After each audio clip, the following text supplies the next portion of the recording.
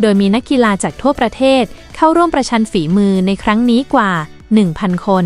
เรียนเชิญของเราทั่วประเทศชาติของเราทุกอันเลยของเราก็พยายามจะทำให้กีฬาฟุตบอลลงตรงนี้นะครับ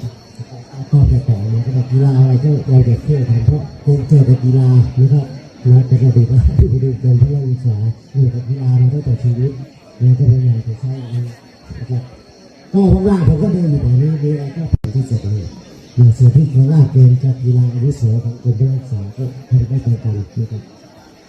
เรื่องสัปดาห์เจอกันครับขอบคุณมากนะครับก็คงไม่ใช้เวลาก็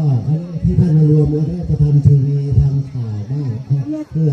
ประเทศให้ประเทศทราบเรื่องของความเคลื่อนไหวของเราที่ไม่ได้มาก็จะได้ทราบผลเคลื่อนไหวนะครับขอบคุณท่านเลยนะส่วนทุกท่านอีกครั้งหนึ่งท่านใช่โอเค